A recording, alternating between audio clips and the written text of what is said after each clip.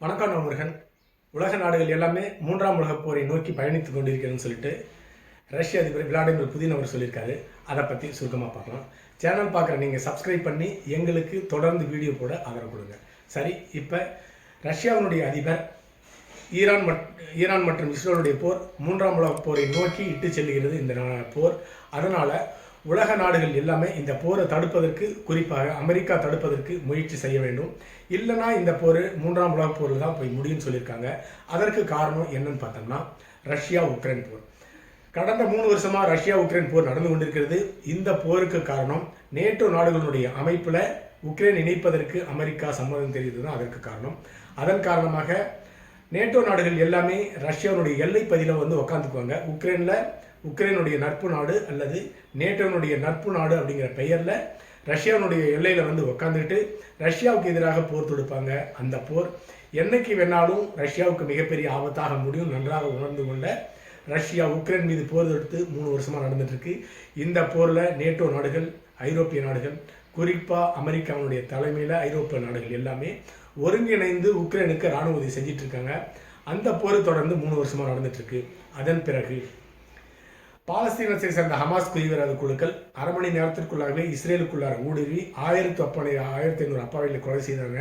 அதற்கு எதிர்வினை ஆற்றும் பொருட்டு இஸ்ரேல் ராணுவம் பாலஸ்தீன் மீது போர் தொடுத்து 1.5-2 வருஷத்துக்கு மேலே போர் தொடுத்து நடத்திட்டு இருக்காங்க. கிட்டத்தட்ட 1 லட்சத்துக்கு மேற்பட்ட அப்பாவிகள் கொலை செய்யப்பட்டிருக்கிறார்கள். ஆனால் இந்த போரை தொடங்கியது ஹமாஸ் தீவிரவாத இயக்கம், பாலஸ்தீனத்தை சேர்ந்த அப்பாவி குழுக்கள் கிடையாது. ஏன்னு கேட்டிங்கன்னா, மக்களால் தீவிரவாதிகளை எழுத்தோ அல்லது அந்த நாட்டினுடைய ஆட்சியாளர்களை எழுத்தோ எதுவுமே செய்ய முடியாது. உதாரணத்திற்கு இந்தியாவினுடைய பிரதமராக தொடர்ந்து 15வது ஆண்டை நோக்கி பிரதமர் மோடி அவர்கள் பயணித்துக் கொண்டிருக்கிறார். ஆனால் ஒட்டுமொத்த சர்வாதிகாரி எப்படி ஆட்சி செய்வாரோ அப்படிப்பட்ட ஆட்சி தான் இந்தியாவில் நடந்துட்டு இருக்கு. அதை எதிர்த்து இந்திய மக்களால் எதுவுமே செய்ய முடியலை. 150 கோடி மக்கள் வாழ ஒரு நாட்டை ஒரு சர்வாதிக நாடாக ஒரு மனிதர் மாட்டிக்கொண்டிருக்கின்றார். ஆனால் அதை மாற்ற 150 கோடி மக்களால் முடியவில்லை. அதை போலத்தான் ஹமாஸ் தீவிரவாத குழுக்கள் இஸ்ரேல் 1500 அப்பாவிகளை கொலை செஞ்சாங்க.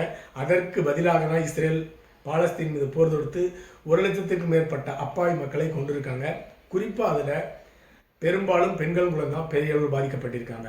அடுத்ததாக அதே பாலஸ்தீன குழுக்கு உதவி செய்வதற்காக சிரியா நாடு பாலஸ்தீனத்திற்கு ஆயுதங்களை உற்பத்தி செய்தது, தீவிரவாத குழுக்களை அனுப்பியது.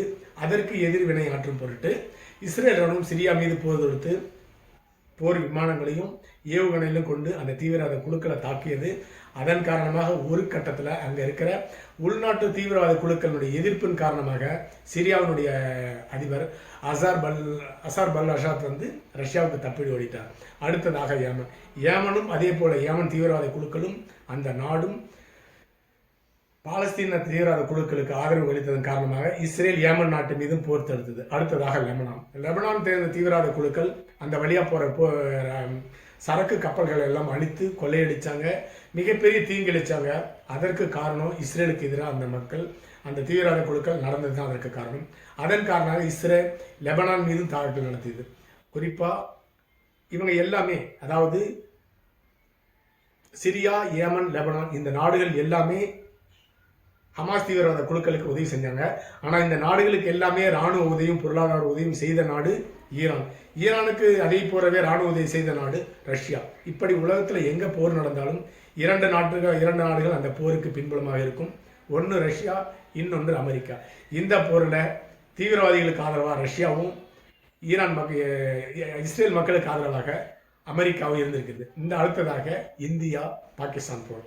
26 அப்பாவிகளை காஷ்மீரில் கொலை செய்ததற்கு எதிர்வினை ஆற்றும் பொருட்டு இந்திய இராணுவம் பாகிஸ்தான் மீது போர் தொடுத்தது. பாகிஸ்தானுக்கு இப்பொழுது இராணுவ உதவியும் பண உதவியும் பெரிய அளவில் கொடுக்குறேன்னு சொல்லிட்டு ஒப்பந்தம் போட்டிருக்கிறது அமெரிக்க அதிபர் ட்ரம்ப். அப்படின்னா இந்தியா பாகிஸ்தான் போர்லையும் அமெரிக்கா, ரஷ்யா 2 நாடுகளுமே இருக்கிறது. இந்த நேரத்தில் தான் பாகிஸ்தானுடைய இராணுவ அமைச்சர் அமெரிக்காவுக்கு சென்று பாகிஸ்தான் அதிகாரிகளை சந்தித்து வெளியே உலகத்திலேயே அமைதி ஏற்படுத்தியது உதவியதற்காக ட்ரம்ப்புக்கு நோபல் பரிசு தரணும்னு சொல்லிட்டு சொல்லியிருக்கிறாரு. அப்படி என்றால் எவ்வளவு மோசமான நிலையில் நோபல் பரிசு இருக்கு என்று தெரிந்து கொள்ளுங்கள். அடுத்ததாக எப்படி இஸ்ரேல் பாலஸ்தீன் மீது போர் தொடுத்து அந்த நாட்டு மக்களுக்கு அப்பாவிகளையும் பெண்களையும் கொலை செய்தாக.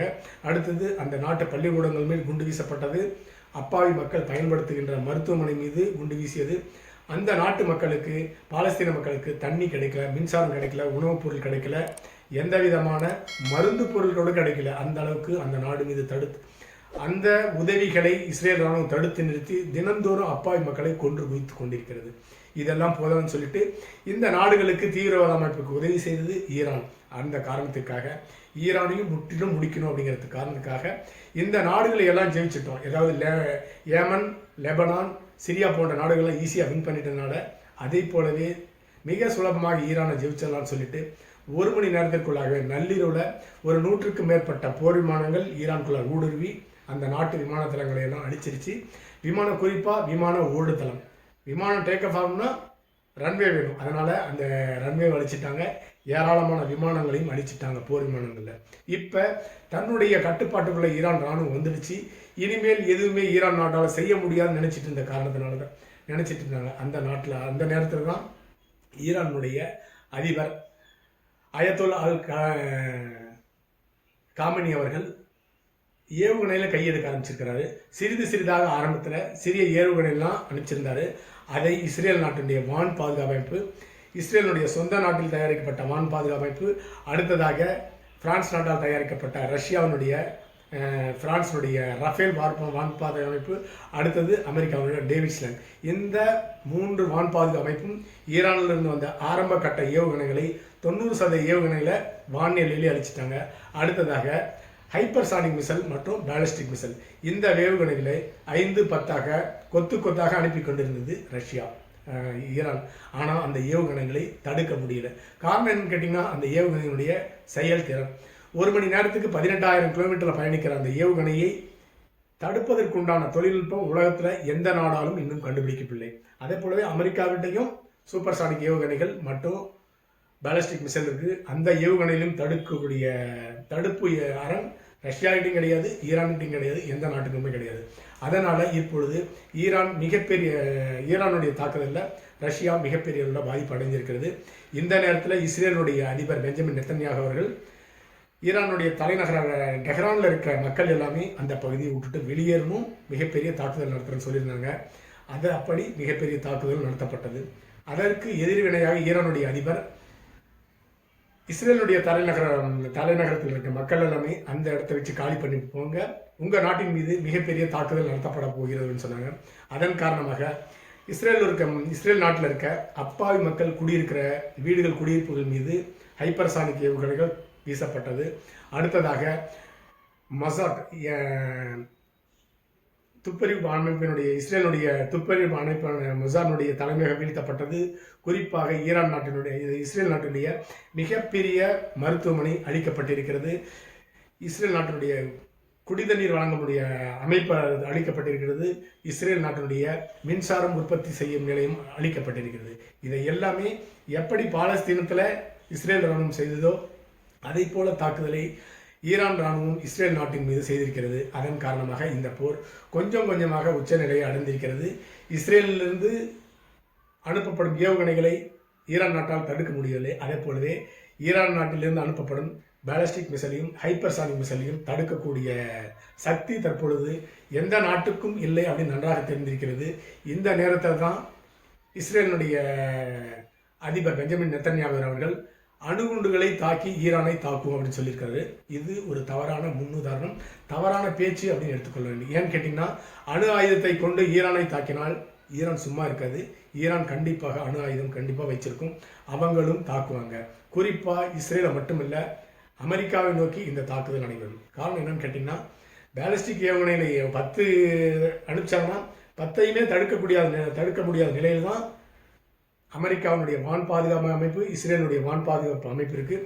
அப்படி இருக்கும் பொழுது ஈரான் மீது அணு ஆயுதம் வீசப்பட்டால் ஈரான் கண்டிப்பாக பதில் தாக்குதலுக்கு பேலிஸ்டிக் மிசைல் அணு ஆயுதங்களை வைத்து அனுப்பும். அந்த அணு ஆயுதத்தை அமெரிக்காவாலேயோ இஸ்ரேலாலேயோ தடுக்க முடியாது. அதனால் அது ஒரு மிகப்பெரிய உலக பேரழிவுக்கு உண்டாக்கும். இதை தான் ரஷ்ய அதிபர் புதின் சொல்லியிருக்கிறாரு. இப்போ நடக்கும் போரை நம்ம நிறுத்தவில்லை என்றால் இது கண்டிப்பாக 3ஆம் உலக போக மாறும் அப்படின்னு சொல்லியிருக்கிறாரு. இப்போ நடக்கிற சம்பவங்கள் எல்லாம் பார்க்கும் பொழுது ஒரு 7-8 நாடுகள் மோதல் ஈடுபட்டிருக்கிறது. முதல்ல உலகத்திலேயே மிகப்பெரிய அமைதிய நாடு என்று பெயர் பெற்ற இந்தியாவும் பாகிஸ்தானுடன் போரில் ஈடுபட்டது. அதனால் நாம் மூன்றாம் உலகப் போர் தான் இருக்கமா அப்படிங்கிற சந்தேகம் நமக்கு இருக்குது. மூன்றாம் உலகப் போர் வராமல் பார்த்து கொள்வது அமெரிக்காவினுடைய ட்ரம்பின் கையில் இருக்கிறது. ஏனென்றால் உலகத்திலேயே அமெரிக்க வரலாற்றில் ஒரு குற்றவாளி அதிபராக மாற்றப்பட்டிருக்கிறார். ஒரு முட்டாள் அதிபராக பதவியேற்றதன் காரணமாக இப்பொழுது ஈரான் இஸ்ரேல் போர் மிகப்பெரிய அளவில் வெடித்திருக்கிறது. அது உலகப் போராக மாறாக இருக்க வேண்டும் என்று நாம் வேண்டிக் கொள்வோம். அடுத்த பதிவில் சந்திக்கலாம். நன்றி.